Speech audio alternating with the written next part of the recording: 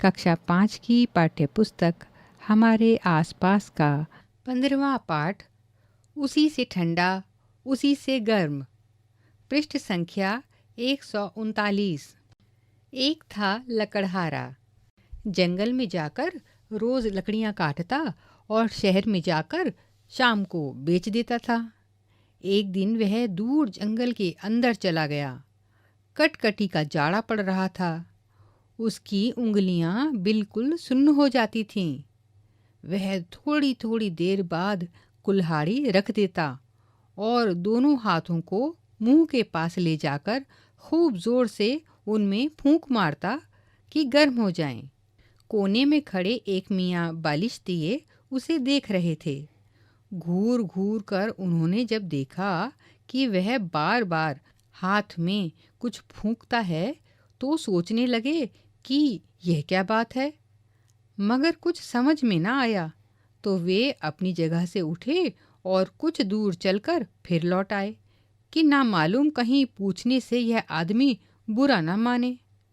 मगर फिर रहा ना गया। आखिर वे ठुमक ठुमक लकड़हारे के पास गए और कहा, सलाम भाई, बुरा ना मानो तो एक बात पूछूं। लकड़हारे को यह जरा सा आदमी देखकर ताज्जुब भी हुआ, हंसी भी आई, मगर उसने हंसी को रोककर कहा, हाँ हाँ भाई, ज़रूर पूछो। बालिश्तिये ने पूछा, बस यह पूछता हूँ कि तुम मुंह से हाथ पर फूंक सी क्यों मारते हो। पृष्ठ 140। लकड़हारे ने जवाब दिया, सर्दी बहुत है, हाथ ठिठुरे जाते हैं। मैं मुंह से फूंक कर उन्हें ज़रा गरमा लेता हूँ, फिर ठिठुरने लगते हैं, फिर फूंक लेता हूँ। मियाँ बालिश्तिये ने कहा, अच्छा अच्छा, यह बात है। यह कहकर बालिश्तिये मियाँ वहाँ से तो खिसक गए, मगर रहे आसपास ही। दोपहर का वक्त आया। लकड़हारे को खाना पकाने की फिक्र हुई। इधर उधर से 2 पत्थर उठाकर चूल्हा बनाया। आग सुलगाकर चूल्हे पर आलू रख दिए। लकड़ी गीली थी, इसलिए आग बार बार ठंडी हो जाती तो लकड़हारा मुंह से फूंक कर तेज कर देता। अरे, बालिश्तिये ने दूर से देखकर अपने जी में कहा, अब यह फिर फूंकता है, क्या इसके मुंह से आग निकलती है।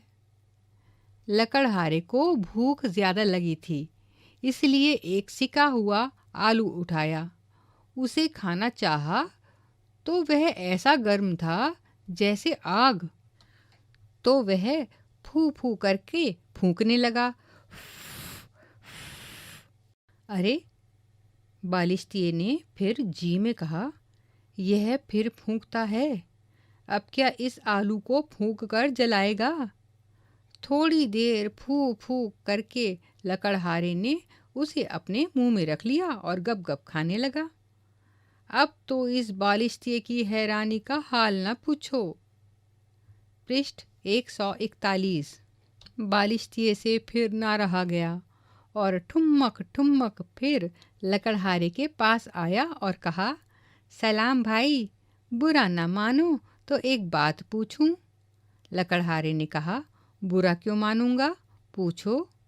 बालिश्तिये ने कहा, तुमने सुबह मुझसे कहा था कि मुंह से फूंक कर अपने हाथों को गरमाता हूँ। अब इस आलू को क्यों फूंकते थे, यह तो खुद बहुत गर्म था, इसे और गरमाने से क्या फ़ायदा। नहीं मियाँ टिटलू, यह आलू बहुत गर्म है, मैं इसे मुंह से फूंक फूंक कर ठंडा कर रहा हूँ।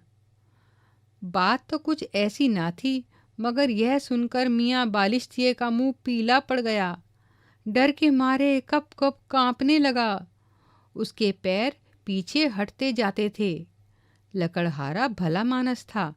उसने आखिर पूछा, क्यों मियाँ, क्या हुआ, क्या जाड़ा बहुत लग रहा है।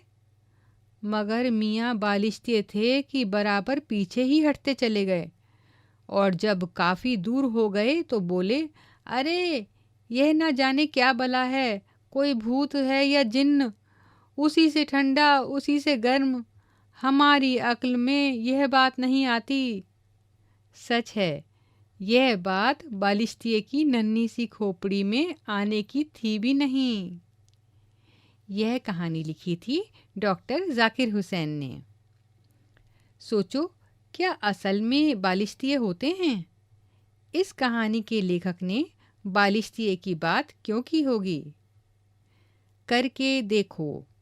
बालिश्तिए ने जब यह देखा कि लकड़हारा आग सुलगाने के लिए भी और आलू ठंडा करने के लिए भी फूंक रहा था तो उसे बड़ी हैरानी हुई। क्या तुमने भी कभी सर्दी में अपने हाथों पर फूंक मारी है? कैसा लगता है? अपने हाथों को मुंह के पास लाकर जोर से 2-3 बार फूंक मारो। मुंह से छोड़ी हुई फूंक की हवा आसपास की हवा के मुकाबले कैसी लगी? अगर हाथों को मुंह से थोड़ी दूर पर रखो तब भी क्या मुंह से निकली हुई हवा गर्म लगेगी? क्यों? पृष्ठ 142। सोचो और बताओ, क्या तुम कोई और ऐसी स्थिति सोच सकते हो जब फूंक मारने से गर्मी मिलती है? अपने रूमाल या किसी भी मुलायम कपड़े को 2-3 बार मोड़ो। उसे मुंह के पास लाकर 2-3 बार जोर से फूंक मारो। क्या रूमाल या कपड़ा कुछ गर्म हो गया? करके देखो। बालिश्तिए ने देखा कि लकड़हारा गर्म गर्म आलू को फूंक मारकर ठंडा कर रहा था। अगर वह बिना फूंक मारे ही गर्म गर्म आलू को खा लेता तो क्या होता? क्या कभी कुछ गर्म खाने या पीने से तुम्हारी जीभ जली है? तुम अपने गर्म खाने को कैसे कैसे ठंडा करते हो? अगर रोटी, चावल और दाल बहुत गर्म हैं, तो तुम तीनों को किस किस तरीके से ठंडा करोगे? यहाँ 2 चित्र दिए गए हैं। चित्र 1 में मिनी ने चाय को फूंक मार मार कर जल्दी से ठंडा किया। तुम्हें क्या लगता है कि मिनी की चाय ज़्यादा गर्म होगी या उसकी फूंक की हवा? चित्र 2 में सोनू की ठंड से जान निकल रही थी, इसलिए वह बार बार अपने हाथों पर फूंक मार रहा था। अब सोचो और लिखो कि सोनू के हाथ ज़्यादा ठंडे होंगे या उसकी फूंक की हवा? पृष्ठ 143। तुम और क्या क्या करने के लिए फूंक मारते हो? कागज़ से अपनी सीटी बनाओ। एक कागज़ का टुकड़ा लो, 12 सेंटीमीटर लंबा और 6 सेंटीमीटर चौड़ा। यहाँ दिए गए चित्र के अनुसार उसे आधा मोड़ दो। अब दिखाए गए चित्र 2 के अनुसार कागज़ को बीच में से काट कर छेद कर लो। दोनों तरफ से कागज़ को बाहर की तरफ मोड़ दो। कागज़ को अपनी उंगलियों में फंसाकर होंठों से लगा लो। अब फूंक मारो। तुम्हें सीटी जैसी आवाज़ सुनाई देगी। तुम्हारे साथी की सीटी ज़ोर से बजी या तुम्हारी? सीटी में धीरे और ज़ोर से फूंक मारकर अलग अलग तरह की आवाज़ें निकालो। अलग अलग चीज़ों से सीटी बजाओ। यहाँ कुछ चीज़ें बताई हैं। उन चीज़ों से आवाज़ें निकाल कर देखो और लिखो उनमें से किससे सबसे तेज़ सीटी बजी और किससे सबसे धीरे। आवाज़ की तेज़ी को क्रम में लिखो। चीज़ें हैं टॉफ़ी की पन्नी से, पत्ते से, गुब्बारे से, पेन के ढक्कन से, किसी और चीज़ से। पृष्ठ 144। क्या तुमने कभी देखा या सुना है कि लोग अलग अलग चीज़ों के इस्तेमाल से अलग अलग तरह का संगीत बजाते हैं, जैसे बांसुरी, ढोलक, बीन, मृदंग, गिटार आदि? क्या तुम आंखें बंद करके इनकी आवाज़ें पहचान सकते हो? इन सभी चीज़ों के बारे में और बातें पता करो। चित्र भी इकट्ठे करो।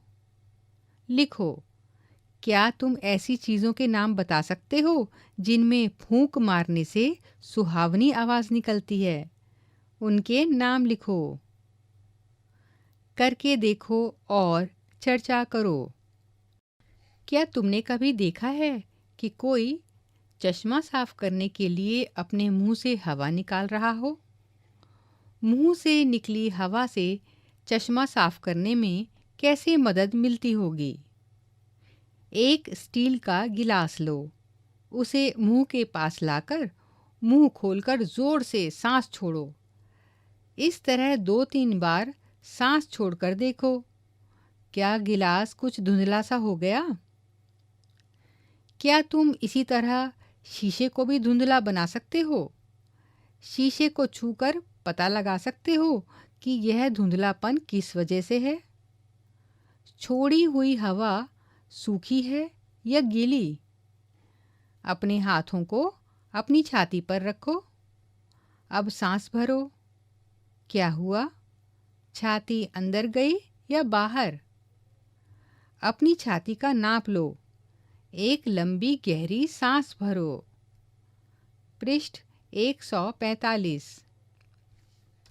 अपने साथी से कहो कि वह एक धागे से तुम्हारी छाती का नाप ले।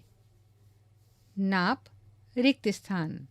अब सांस छोड़ो और फिर अपने साथी से तुम्हारी छाती नापने को कहो। नाप रिक्त स्थान। क्या छाती के नाप में कुछ फर्क आया? हर मिनट में कितनी सांस?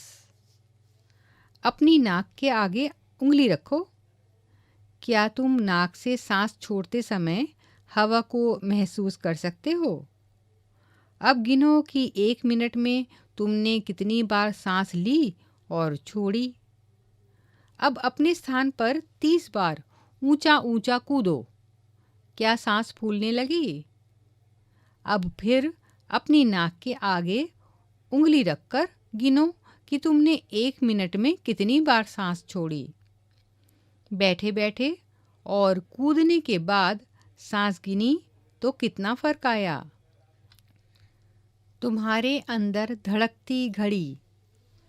घड़ी की सुई से होती टिक टिक की आवाज़ तो तुमने सुनी होगी।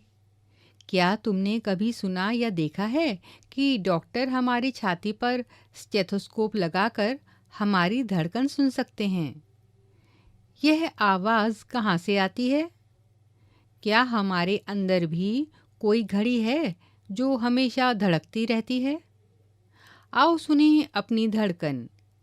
अपने कंधे से कोहनी तक की लंबाई की एक रबड़ पाइप लो। इस पाइप के एक सिरे पर एक कीप लगा दो। अब कीप को अपनी छाती की बाईं ओर रखकर पाइप के दूसरे सिरे को कान में लगाओ। ध्यान से सुनो। क्या धक धक की आवाज़ सुन पाए? पृष्ठ 146। सांप बताए हवा का बहाव। इसके लिए लगभग 10-12 सेंटीमीटर चौड़ा एक गोल कागज़ लो। इस गोल कागज़ को अंदर की तरफ सांप के घुमाव में काटो। इस सांप को पकड़ने के लिए दोनों तरफ धागा बांध लो। नीचे लटकने वाले धागे पर गांठ बांध लो या छोटा बटन बांध लो। अब सांप तैयार है घूमने के लिए।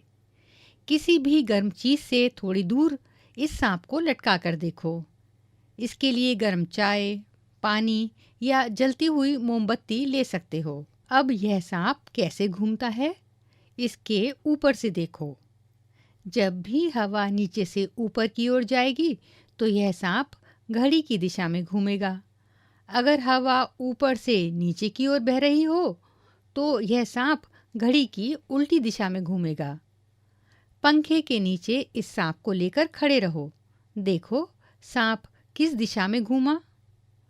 अपने इस सांप को लेकर जगह जगह जाओ और देखो। क्या सांप के घूमने से समझ पा रहे हो हवा नीचे से ऊपर या ऊपर से नीचे बह रही है? हम क्या समझे? अमित खेलते खेलते दीवार से टकरा गया और उसका माथा झट से सूज गया। दीदी ने तुरंत ही दुपट्टे को 3-4 बार मोड़कर उस पर फूंक मारी और अमित के माथे पर रख दिया। सोचो दीदी ने ऐसा क्यों किया होगा।